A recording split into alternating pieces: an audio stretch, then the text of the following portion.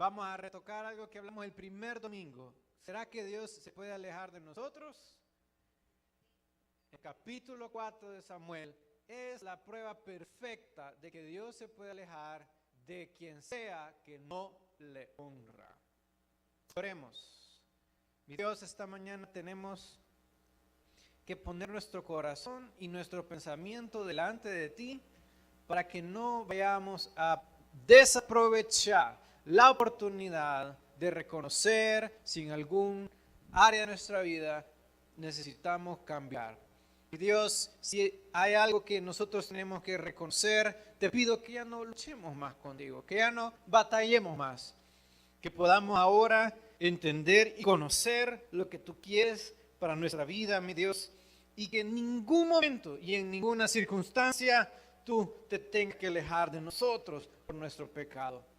Nos humillamos delante de ti, Señor, y pedimos perdón, y te pedimos, Señor, podamos ser dóciles y ovejas sumisas y seamos hijos de obediencia delante de ti. En el nombre de Jesús se lo pedimos y todos decimos amén. Antes que Dios se aleje de ti, en el primer capítulo nosotros vimos que a Samuel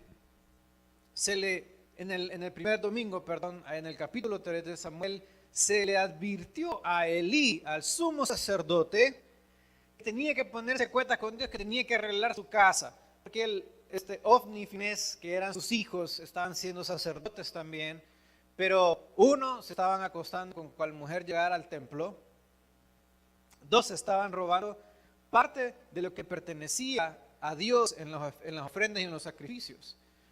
Y vino Dios y le habló a Elí por medio del pueblo, le habló a Elí seguramente en sus tiempos cuando estaba orando, y le habló clara y definitivamente con un profeta, y al final levanta a Samuel, un niño que tal vez tenía 15, 16 años, un joven, y le dice Dios claritamente, tenés que decirle a Elí que ya no hay perdón para su pecado. Y dijo, no estorbó a sus hijos. Entonces ya no hay remedio para su vida. Lo borraré a él y a toda su familia. Y ahora vamos a leer uno de los capítulos más oscuros para Israel. Una de las vergüenzas, una de las derrotas más notables para todo el pueblo de Israel. Y viene también a caer sobre Elí y sobre sus hijos. Todo porque Ofni y Finés estaban haciendo lo que bien querían. Y el papá, el sacerdote, el sumo sacerdote de Israel, miren hijitos, ¿verdad? Por favor, chiquitos, hagamos caso porque no quieren enojar a su papi, ¿verdad? Así que por favor, hijitos, ustedes son mis consentidos y mis más queridos y yo no quisiera castigarlos, así que por favor, yo sé que ya tienen 45, 50 años, pero yo no quisiera golpearlos. Y entonces vino castigo para todo Israel. Y creo que yo no les voy a hablar este mensaje, como de hecho que todos los puntos van inclusivos, es decir, cuidémonos todos. Yo no quiero hablar este mensaje para condena de nadie, ¿ok? Sino que lo hablo para advertencia, que todos podamos estar precavidos de cuando nosotros estamos pasando de la línea, donde ya no va a llegar, porque lo que pasó con Ofni y Finés, lo que ha pasado con Israel y lo que pasó con Elí, el sumo sacerdote, que llegó a un punto donde ya no tenía perdón. ¿Cuánto hemos pensado de que Dios siempre nos va a perdonar?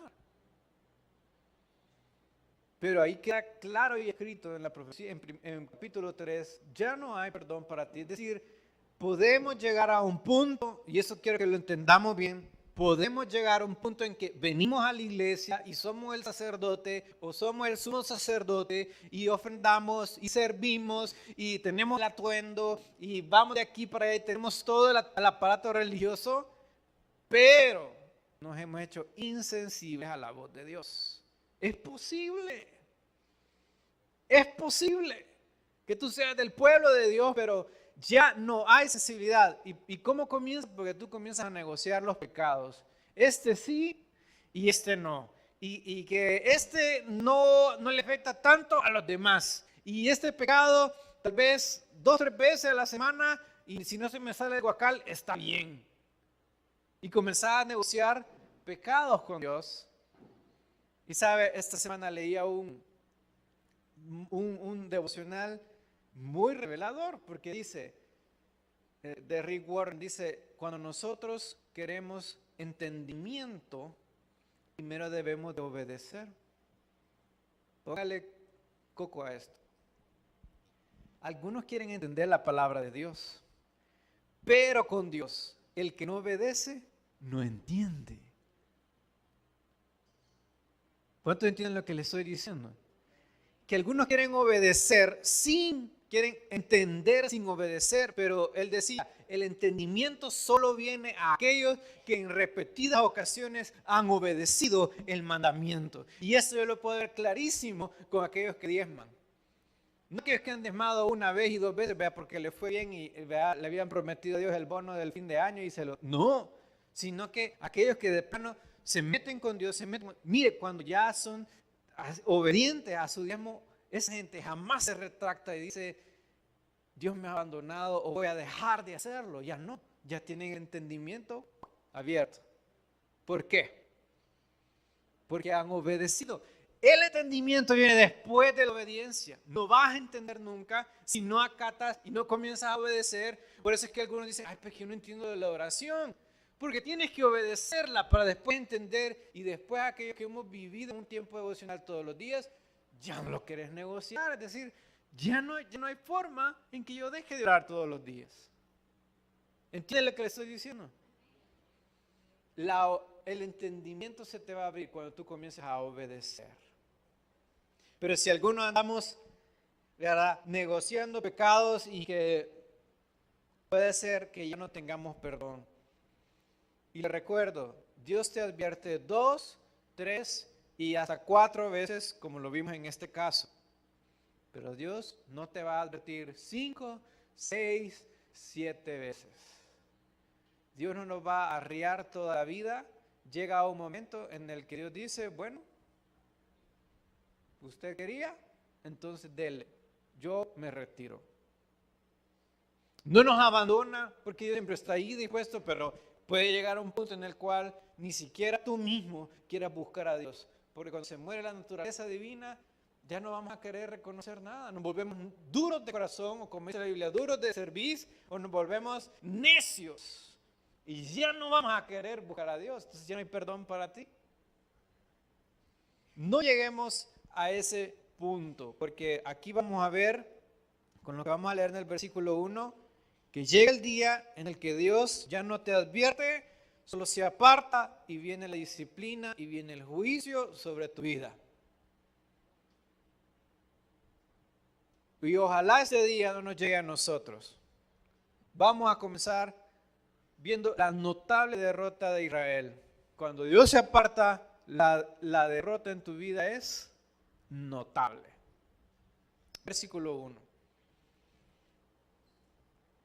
La palabra de Samuel llegaba a todo el pueblo de Israel. Pero esos días Israel salió a entablar combate con los filisteos y acampó junto a Ebenezer. Mientras que los filisteos acamparon en Afec, los filisteos presentaron una cerrada batalla contra Israel y lo vencieron, matando como a 4,000 hombres de Israel. Bien, deciden ir luchar contra su enemigo acérrimo. Aquí todavía no estaban los grandes imperios, ¿verdad? Entonces los filisteos eran los grandes enemigos que habían venido de Creta. Estaban en el apogeo, cabal en la época de Samuel. Los filisteos estaban con todo. Y sabemos por la historia de Goliat y de David que ellos eran los únicos que forjaban el hierro, tenían cascos, tenían lanzas, tenían en poder militar, tenían mucho más poder que Israel. Y justamente en esta ocasión ellos comienzan a caer. Israel decide, bueno, vamos a ver qué hacemos. Hemos perdido 4,000 hombres. Y se reunieron los ancianos y comenzaron a armar una estrategia.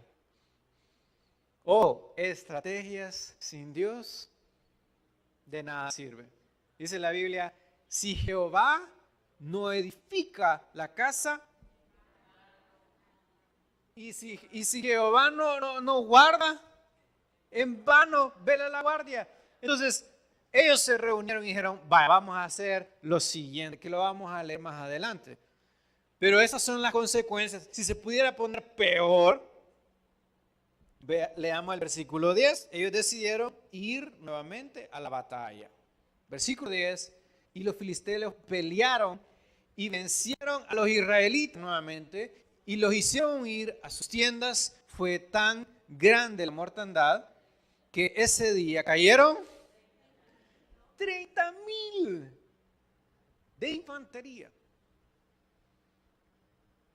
Exponencialmente la derrota ahora es más notable. O sea, pasamos de ser una derrota militar a una derrota nacional. Que 30,000 hombres de una nación sean asesinados, pues ya viene a afectar toda la nación.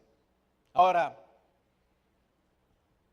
fue una gran pérdida ese día, pero ¿se podrá poner peor cuando Dios se aleja de tu vida? Claro que sí. Versículo 11. Además, los filisteos se llevaron el arca de Dios y mataron a Ofni y Fines, los dos hijos de Elí. Yo ya se lo había advertido a Elí y ahora viene y se cumple la palabra. Ahora, pérdida militar, pérdida nacional, pérdida ministerial. ¿Se puede poner peor? Te llevaron el arca.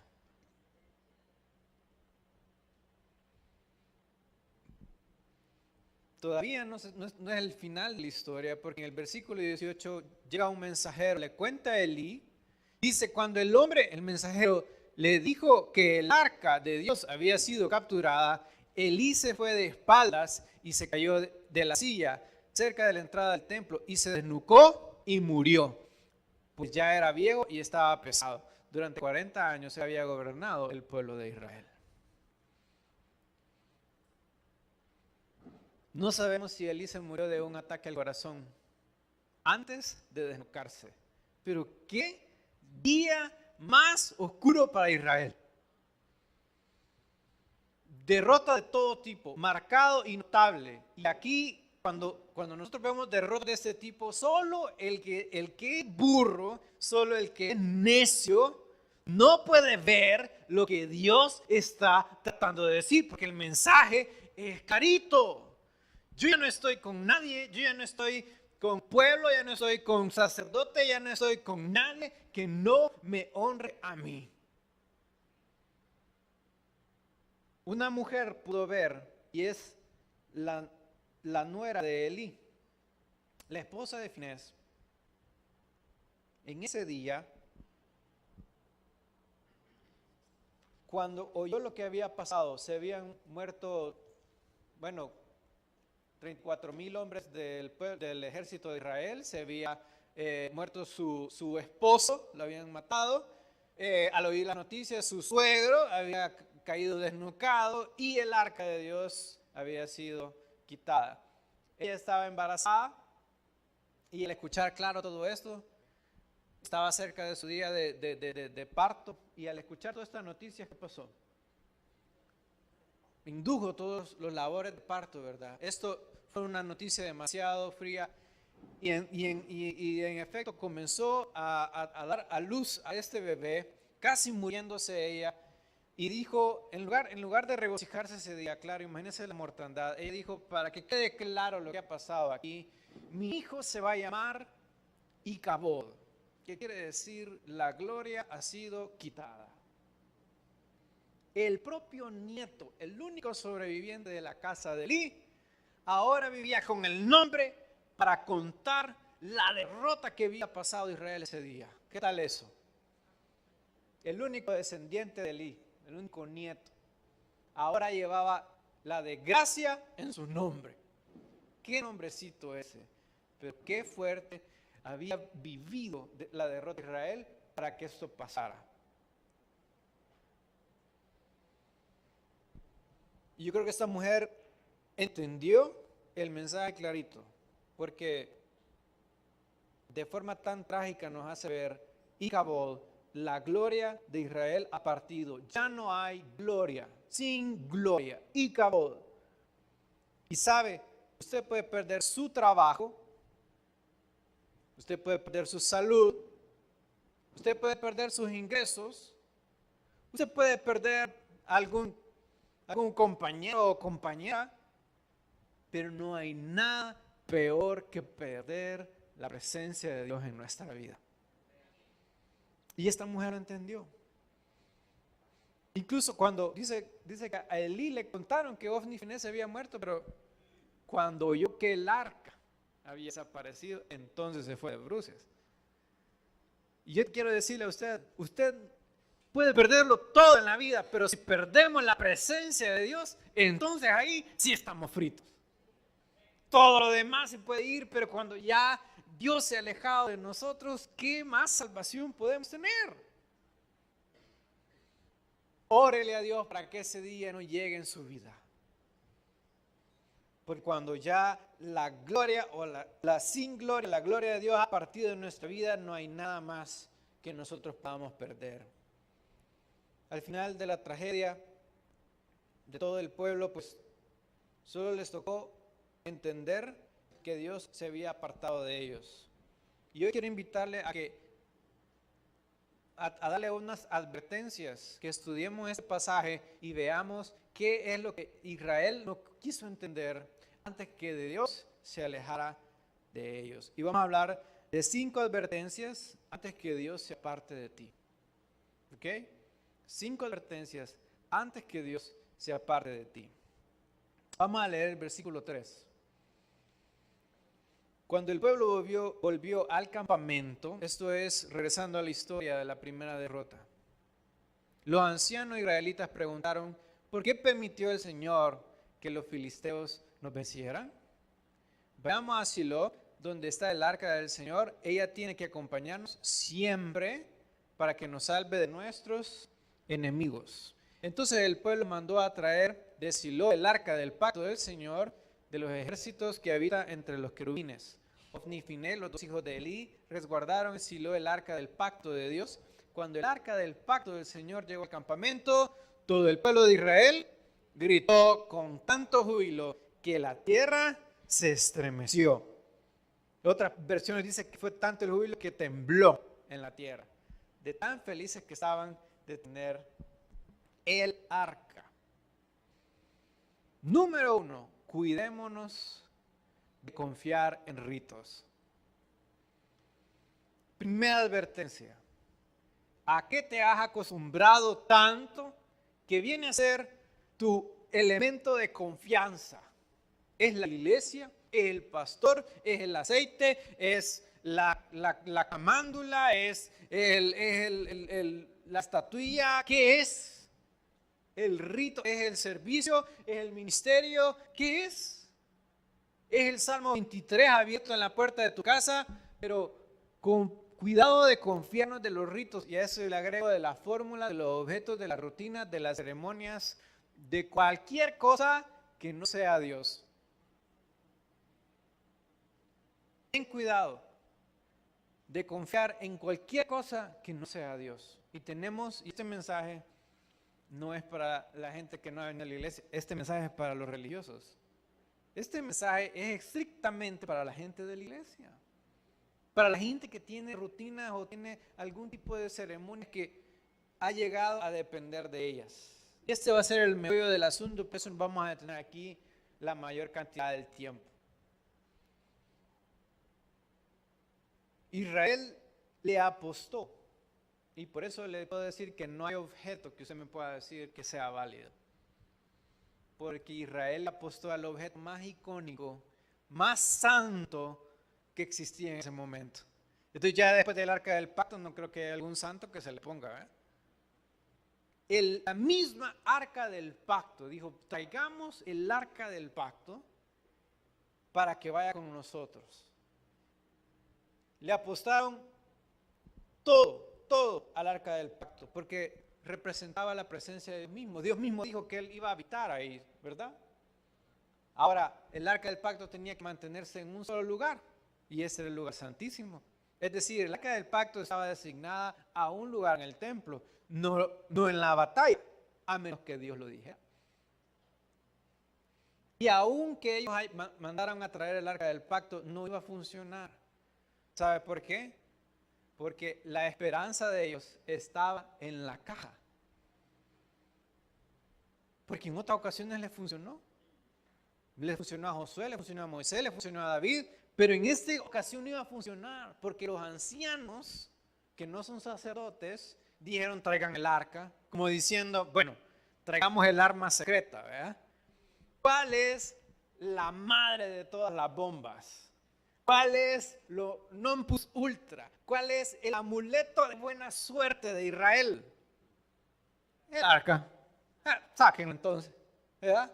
Como diciendo, ya con esto la hicimos. Porque así de sencillo. El arca representaba la presencia de Dios. Pero si usted lee el versículo 3, dice, ella tiene que acompañarnos siempre. No dice, la presencia de Dios tiene que acompañar. Ella tiene que acompañarnos siempre para que nos salve de nuestros enemigos. ¿Se da cuenta aquí? No han confiado en la presencia de Dios. Ellos han puesto su esperanza no en el Señor mismo, sino en esa cajita de oro. ¿Cuántos de nosotros hemos puesto esperanzas en rituales, en cosas religiosas? Pensando que el ministerio nos va a salvar, pensando que bueno, como yo diezmo, entonces tengo permiso de algunas cositas, ¿verdad?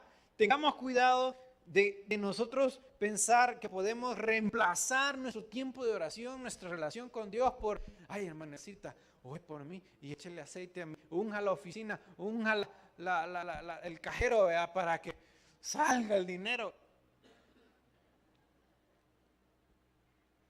Tengamos cuidado de confiar, no, porque que venga el pastor, que el Señor bendiga mi casita. Es cierto que tenemos unos grandes patines, pero que el Señor bendiga para que no se metan las malas vibras, ¿verdad?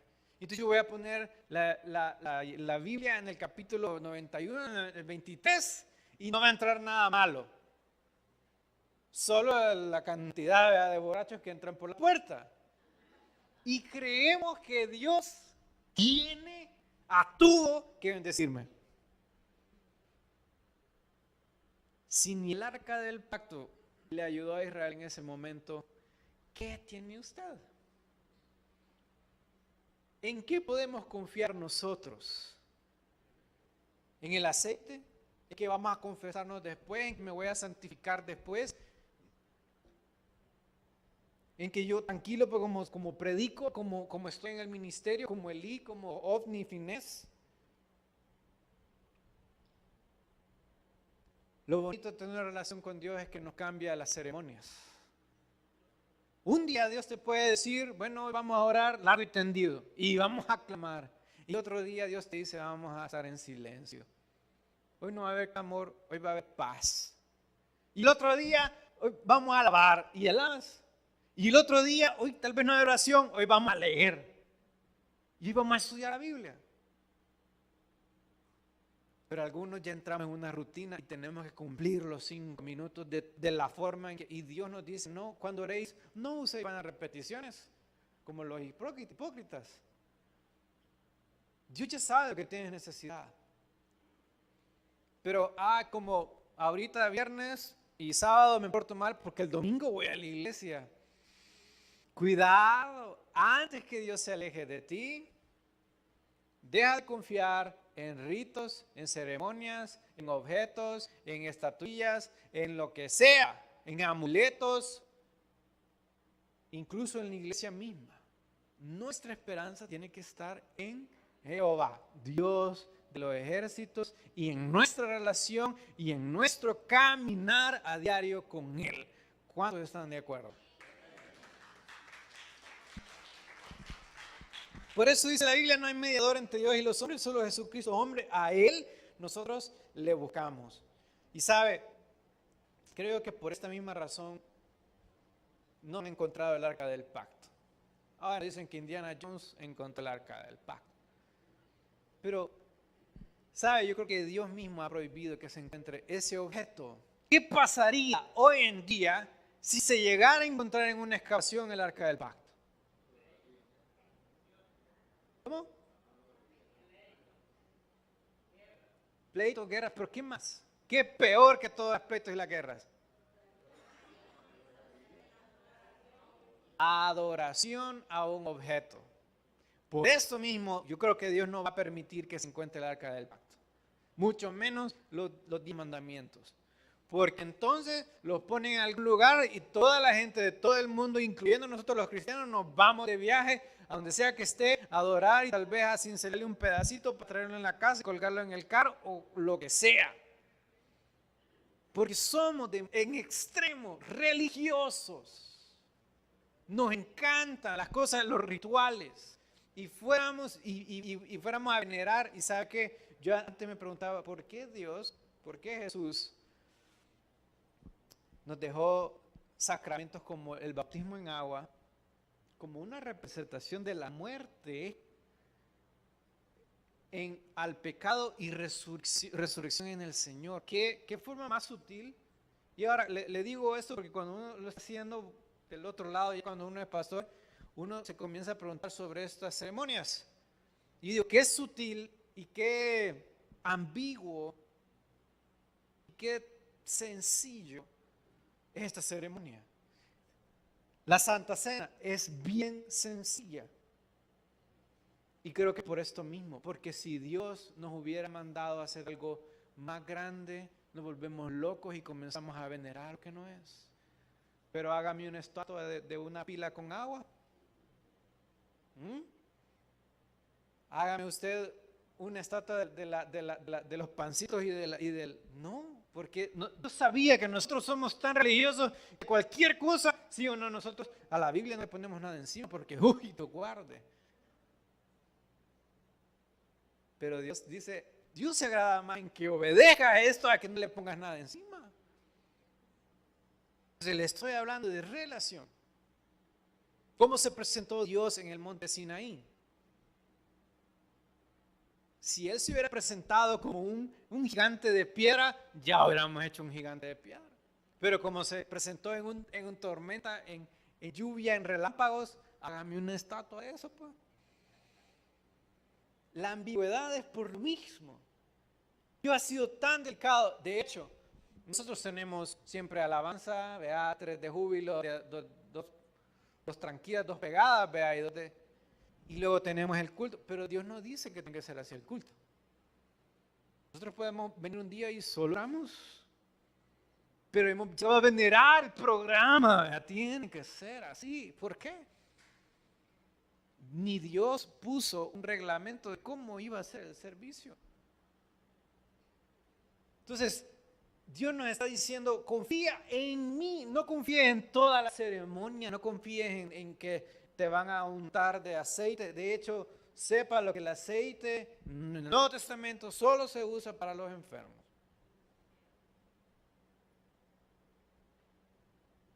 Porque Dios, y eso es tan importante para mí que usted lo entienda, que Dios nos ha dado ninguna fórmula. Y si usted se ha dado cuenta, en la Biblia no hay ningún tipo de fórmula que ha persistido desde el Génesis hasta el Apocalipsis. No hay ni una tan sola fórmula, ni una tan sola manera de sanar a alguien. Siempre han sido variadas. Y es porque Dios mismo tiene la intención de que no nos apeguemos a ritos ni a ceremonias. Entonces siempre nos lo ha cambiado. Se ha dado cuenta que en Hechos vemos de que Pedro sanaba con su sombra. Pero Pablo le traían los pañuelos. En el mismo libro, mismo resultado, diferente fórmula. Los métodos van a variar siempre, pero el que hace el milagro es el mismo. Usted se vaya al Antiguo Testamento, Elías tenía hambre, Dios proveyó para Elías a través de los zanates y de los cuervos, pero en el mismo libro encontramos que la viuda tenía hambre y Dios le proveyó a la viuda a través de la tinaja. Ahí mismo en la misma jarra se multiplicaba. No hay fórmulas que prevalezcan en la Biblia.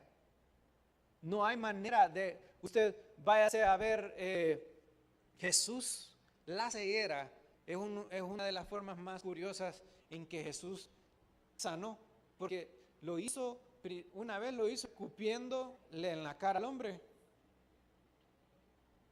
Deberíamos de mantener la tradición, ¿verdad? Me preparo yo y usted se viene aquí adelante. Pero en otra ocasión agarró lodo y se lo puso al hombre. En otra ocasión fue, ve y lávate. En otra ocasión él lo tocó y la más bonita de todas, ve el ciego Bartimeo que dijo: Jesús, hijo de David, ten misericordia de mí. Y él le dijo: ¿qué quieres? Quiero la vista de nuevo. Se ve y se salvo, le dijo. Y por control remoto, por palabra. Dígame usted, ¿cuál es la fórmula para sanar a los ciegos? La fe en Dios. No hay fórmula que tú puedas tener que me va a decir: no, es que esto es lo que hay que hacer. No hay. Solo tu relación en Dios es la única que es segura y que es verdadera. Cuando nosotros comenzamos a confiar mucho en las ceremonias y en los ritos, tengamos cuidado. Porque aquí todo le apostaron al arca del pacto. Esto no ha funcionado siempre, entonces ahora yo vengo y que el hermanecito ore por mí y ya estuvo, se acabó. ¿Cómo cree usted que uno andar bendiciendo cosas que Dios no bendice?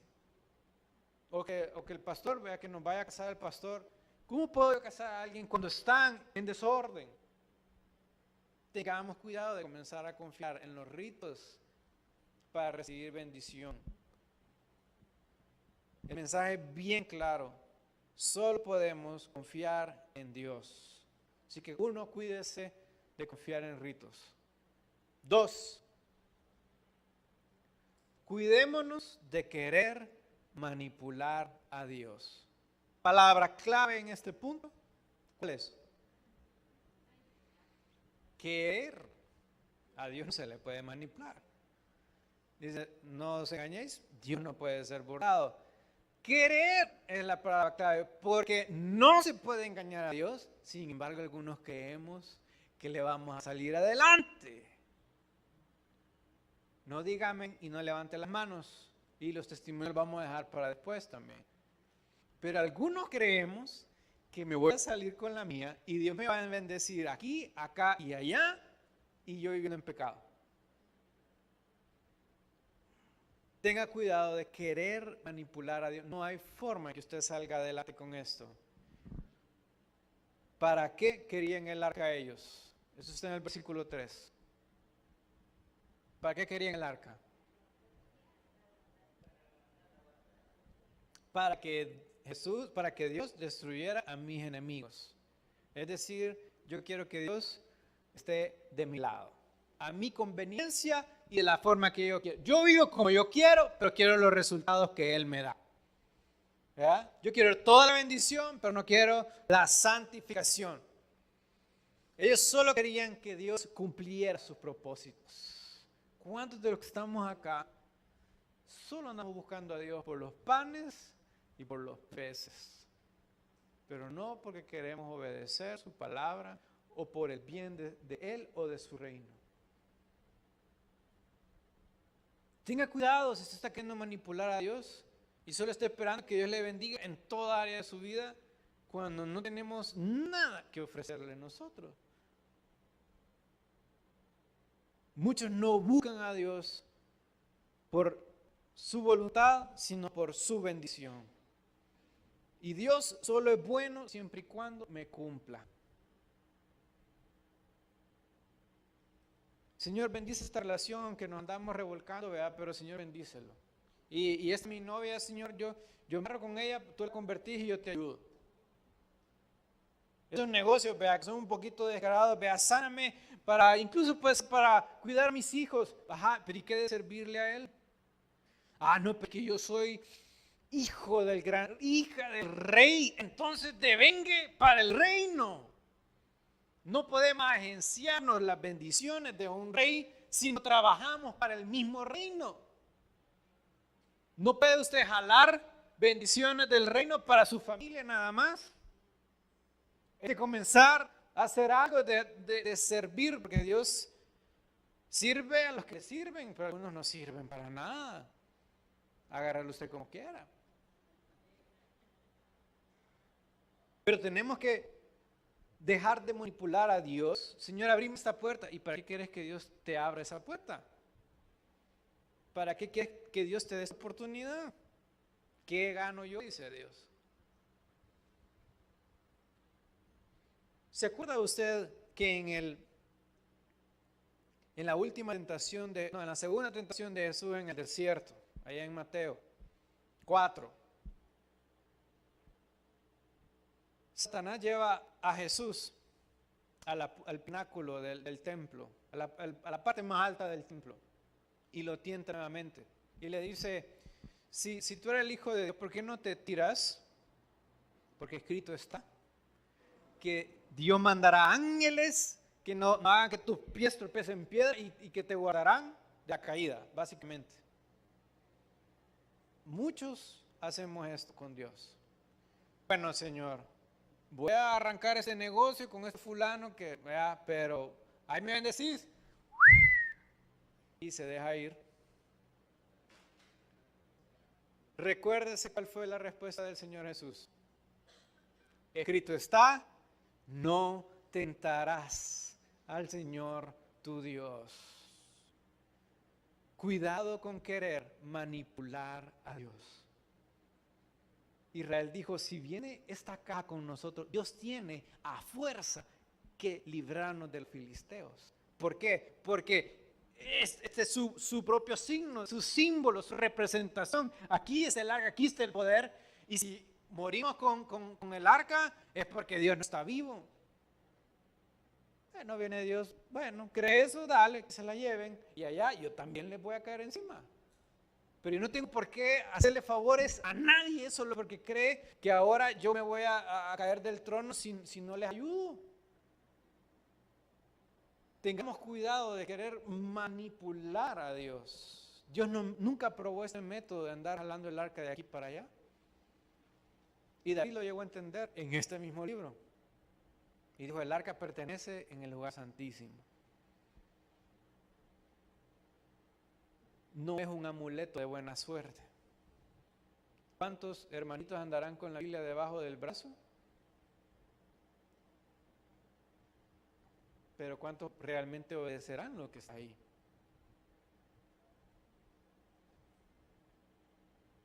No podemos querer manipular a Dios.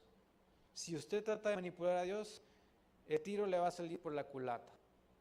Y ya vamos a hablar de lo que le pasó a los filisteos también. Pero toda esta fórmula está mal, de entrada. ¿Qué es lo primero que leímos en este capítulo?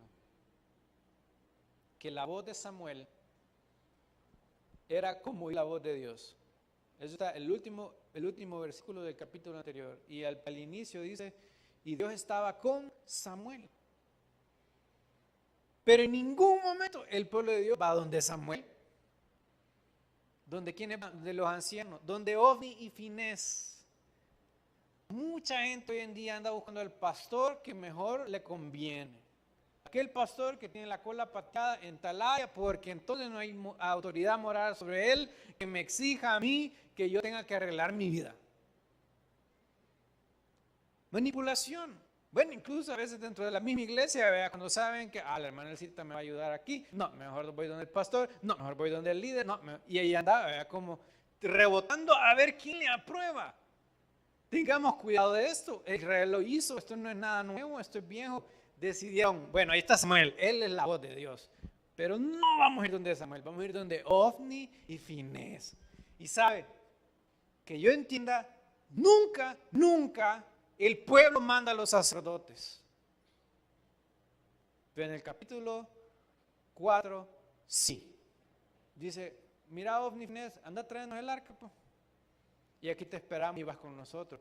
Y por andarle haciendo caso de dundos al pueblo de Dios, se los terminaron quebrando en la batalla.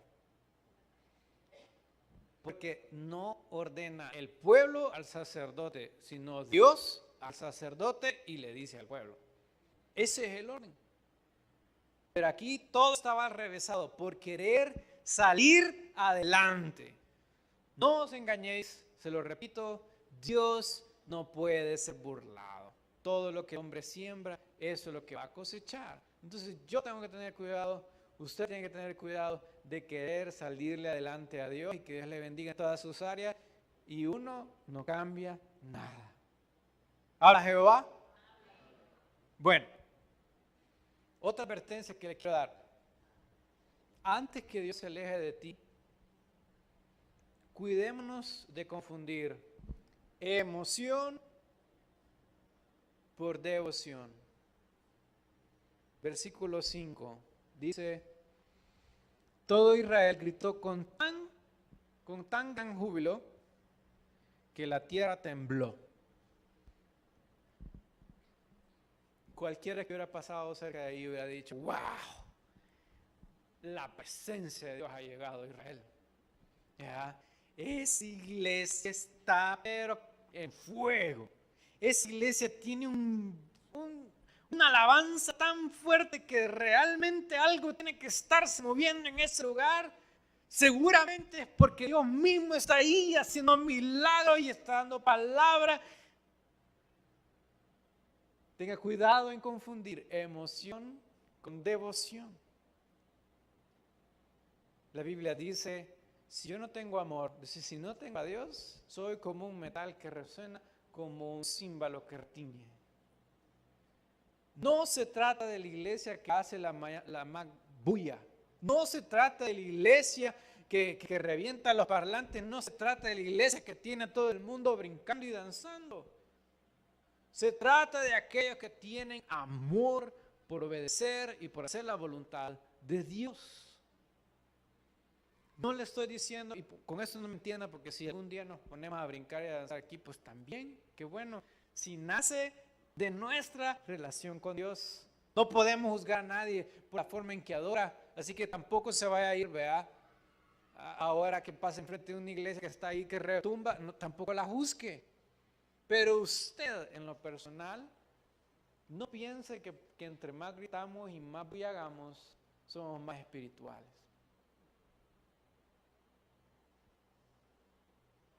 Imagínense que yo vivía cerca del estadio Cucatlán y una vez jugó El Salvador contra México. Yo no tenía cable. De hecho que todavía no tengo cable, pero estaba partido, ¿verdad? Y no teníamos forma de verlo porque ni televisión teníamos, acabábamos de mudar. Y cuando echó gol México, nada. Vea, solo silencio total en todo el país. Pero minutos después echó gol El Salvador y le puedo asegurar que yo sentí la vibración en todo el edificio del gol del Salvador, porque vivía en la San Francisco y ahí a la par, casi a la par, y se sintió tan fuerte y uno podría decir: wow, eso es casi que sobrenatural. Pero así nosotros también pudiéramos hacer una gran algarabía, tener una gran banda y hacer de todo y colgarnos de los ventiladores, ¿verdad? Pero no quiere decir que Dios está con nosotros, así que no andemos buscando emoción o entretenimiento. Nosotros hemos estado hablando con el Ministerio de Alabanza ya por un tiempo de que nos vamos a concentrar en un devocional compartido entre todos. Todos tienen que, si quieres ser parte de este ministerio, todos tienen que ser parte de este devocional por lo menos 3 veces por semana. Por esto mismo. Y estas son las razones las cuales nos llevan a nosotros a tomar decisiones. Porque más bienaventurado aquel que obedece la palabra de Dios, que aquel que hace algarabía, que aquel que hace bulla, que aquel que... No nos interesan músicos, nos interesan adoradores. ¿Amén? Eso es lo que nosotros estamos martillando y son por ese tipo de mensajes que nos da la Biblia. Yo honro ¿a quiénes? A los que me honran. Entonces, él gritó, se emocionó, pero Dios no hizo nada. La Biblia dice también en el Salmo 51, porque no quiero sacrificios que yo daría, no quiere holocausto. Los sacrificios de Dios son el espíritu quebrantado. Aquí hay una fórmula que sí le va a funcionar, miren. Esta sí, esta tómele foto, cuélguela ahí en el carro, cuélguela donde sea. Un espíritu quebrantado, un corazón contrito y humillado, no desprecies tú, oh Dios. Eso es lo que Dios quiere. Aquellos que están dispuestos a entrar en su... Samuel también nos lo dice 15:21. ¿Y crees que al Señor le gustan tus holocaustos y ofrendas más que la obediencia a sus palabras? Entiende que obedecer al Señor es mejor que ofrecerle sacrificios. Y escucharlo con atención es mejor que ofrecerle la grasa de los carneros. Ser rebelde es lo mismo que practicar la adivinación, y ser obstinado es lo mismo que ser idólatra. Por palabras como estas, nosotros tomamos decisiones así con nuestros ministerios. Porque, aunque no nos libre de nada, por lo menos estamos seguros de que estamos buscando a Dios y que el enfoque no está en, miren las notas y que los instrumentos vengan a pulirlos y vengan a... Eso es importante, pero no es relevante. Mejor pulan su alma, pulan sus oídos, pulan la palabra de Dios y limpien su alma de cualquier cosa, porque Dios no quiere holocaustos y sacrificios. Él quiere un corazón contrito y humillado. ¿Habla Jehová? Entonces, número 4. Cuidémonos cuando Dios nos quita los ídolos. Si Dios ya te quitó el trabajo, si Dios ya te quitó la salud, si Dios ya te quitó tu matrimonio, si Dios ya te quitó ese compañero, esa compañera, si Dios ya te está hablando clarito y te está rebajando, en vez de ir subiendo en el trabajo, tú vas para abajo y tú ves que tu vida va para abajo, por favor, entiéndalo, que Dios te está hablando claro, pero como Israel no queremos ver. Eso se llama ser soberbio. Y sabe, no es nada nuevo. Ni siquiera voy a usar porque Dios le había quitado el arca del pacto. Muy fuerte eso porque nunca había pasado y no vuelve a pasar. Por lo menos no en Israel, siendo Dios el rey de Israel. Cuando Dios nos quita algo que ha sido aquello a lo que le hemos puesto confianza, es hora de abrir los ojos. Cuando Dios porque Dios te quita la idolatría. Cuando hay idolatría en tu corazón, Dios retira el elemento de adoración. Y Dios te quita a esa persona. Y Dios te quita. Y esas son las últimas advertencias que va a tener de Dios. Si no quieres abrir los ojos, te va a ir peor. Porque cuando tú dijiste, Señor, yo soy tu hijo, ahí firmó y ahí quedó para siempre, ¿verdad? Forever and never. Y ya no hay retorno, ¿verdad? No hay devoluciones, ¿verdad? Como le dicen a uno cuando se casa, no hay devoluciones, ¿verdad? Esto es hasta el final. Y nos casamos con Dios. Pero a algunos Dios les quita todo, hasta los zapatos, y aún así creen que no son ellos los del problema. Debe de ser Dios. Debe de ser la situación, debe ser la crisis, debe de ser mi marido, ¿verdad? Debe de ser el problema, el trabajo, debe de ser de que mis hijos, de que mi papá, de que mi abuela, de que la maldición, de que menos que yo soy el que ando con el pecado en mi corazón y no quiero reconocerlo. Todo menos yo. Y eso lo vamos a ver al final en el último punto. Pero vámonos, en el capítulo 5 solo se voy a relatar una historia que le aconsejo que vaya a los primeros versículos del capítulo 5 para aquellos que están leyendo Samuel. Cuando los filisteos agarran el arca, ¿qué es lo primero que hacen? Llevan el arca al templo de Dagón. Dicen, bueno, aquí hay otro que vamos a adorar. Entonces tenemos a Dagón, tenemos a ese y tenemos ahora el arca de los israelitas.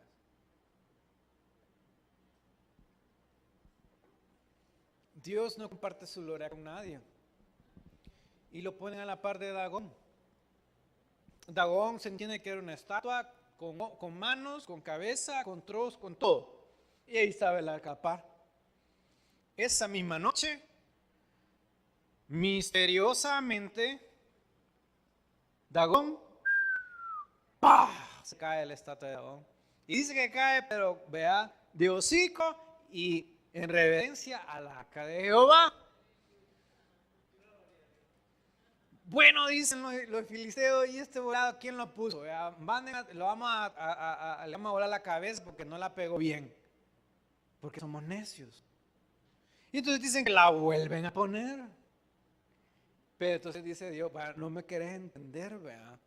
Y esa misma, la próxima noche, seguidamente vuelve a caer el arca, pero esta vez le rompe los brazos, le rompe la cabeza y solo queda el tronco en reverencia al arca de Jehová. Pero como somos soberbios, como somos burros, no, hay que pegarla. Y entonces vienen y le pegan los brazos y le pegan la cabeza. Y ahí estamos tratando de rearmar nuestra vida. Y que aquí es, y esto es, y esto es. Y Dios guarde que si se me va esta oportunidad, entonces yo no va a haber otra forma en que yo pueda salir adelante. Porque este es mi socorro, mi auxilio. Al siguiente día, otra vez, porque nunca hemos de entender cuando Dios nos está quitando los ídolos, ya son las últimas advertencias. Los filisteos decidieron, no, entonces llevémoslo para otro lado. Mire, yo me puse a pensar después de eso, porque se lo llevaron a 3 otras ciudades, era la papa caliente, el arca de Dios. Aquí tenés la voz, no, tenés la voz, no, tenés la voz. Lugar donde llegaba, y esto es lo que pasa cuando Dios quita los ídolos y vos no querés hacer caso. Lugar donde llegaba, le salían, algunos dicen que eran hemorroides, otros dicen que eran úlceras, otros dicen, vea, se cree que era la peste bubónica porque al final hicieron ofrendas de ratas y ofrendas de, ahí lo puede leer usted. Pero la enfermedad era tan grave que se estaban tirando de ciudad en ciudad. Mi hermano, esto, lo que más me impacta es la soberbia en el corazón del hombre. Porque si esta arca es tan poderosa, ¿por qué no adorar el arca, hombre? No, es que nuestro Dios Dagón. Esa es la conclusión a la que llega el hombre cuando está metido en su propio entendimiento. En el versículo 4, si no me equivoco, dice... Versículo 5, por eso hasta el día, no, versículo 6, el Señor descargó su mano sobre la población de Asdod y sus alrededores y los azotó con tumores. La gente de Asdod reconoció lo que estaba pasando, no reconocieron el poder de Dios. Y declaró, el arca del Dios de Israel no puede quedarse en medio nuestro porque ese Dios ha descargado su mano sobre nosotros y contra nuestro Dios Dagón. O sea, qué burros somos. No, ese tiene poder. Este no hace nada y tiene todo quebrado. Pero este es mi Dios y aquí me voy a quedar. ¿Por qué no decidieron, bueno, botemos este volado, con tal lo bota todos los días, ¿verdad? Pongamos el arca y adoremos al Dios de Israel. Tal vez Dagón les decía, no hombre, si sexo libre cuando quieran. No hombre, porque los 10 mandamientos estaban en el arca. Cuando Dios comienza a quitar, ¿qué es lo que Dios ya quitó? Y tú no quieres ver todavía que no puedes depender de eso para salir adelante. Por favor, abra los ojos, no le vayan a salir úlceras, pongámoslo bonito, ¿verdad? Y después tengamos que sufrir en la carne. Y por último, tenga cuidado de esperar bendición sin arrepentimiento. ¿De dónde nos ha salido que porque yo me subo al carro a las 9:30 y llego temprano a las 10 al culto y alabo y leo la Biblia por lo menos un día a la semana, Dios me va a bendecir? ¿Por qué? La Biblia dice, el que pide, recibe. El que toca, pero el que busca, ahí hay tres intenciones muy diferentes. ¿Cuántos de los que están aquí saben pedir?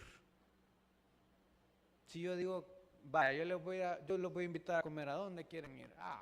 Qué pollo, qué perro, qué pizza, qué lo que, pupusa, qué taco. Pedir todos podemos, se abre la boca todos podemos. Esa es la cultura del salvadoreño. Pedir cualquiera. Tocar, buscar mucho menos. Y rebuscarse peor. Pero ¿cuánto nos rebuscamos en la presencia de Dios? Tenemos que comenzar a arrepentirnos. Vea el versículo 1, versículo 3. Los ancianos israelitas preguntaron: ¿por qué permitió el Señor que los filisteos nos vencieran? Es decir, nosotros no somos los culpables, Dios tiene algo contra nosotros. ¿Cuántos andamos buscando que Dios nos bendiga? Pero lo que menos queremos hacer es reconocer la situación en la que nosotros estamos. Y es muy importante que nosotros regresemos a la única fórmula que prevalece por siempre, y es el arrepentimiento.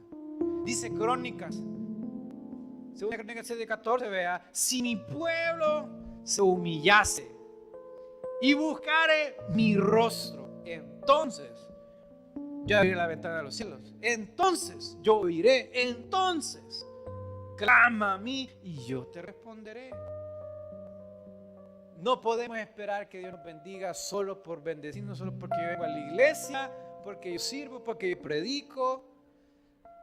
Todo lo que el hombre le quiera poner encima, cualquier carga religiosa que el mundo, la iglesia o cualquier pastor le quiera poner encima, no sirve para nada si no se trata de cambiar el pecado por la santidad. Olvídese de todo lo demás. Yo quiero invitarle a usted a que recuerde que Dios se puede alejar de su vida. Sabemos que Él es más grande, pero todavía estamos resistiendo a Jehová. Isaías 55:6 dice: buscad a Jehová mientras pueda ser hallado. Llamadle en tanto que está cercano, porque se puede alejar. Y ahí está: deje el impío su camino, arrepiéntase, y el hombre inicuo sus pensamientos. Vuélvase Jehová, el cual tendrá de él misericordia, y el Dios nuestro, el cual será amplio en perdonar. Busquemos a Dios antes que se aleje de nosotros.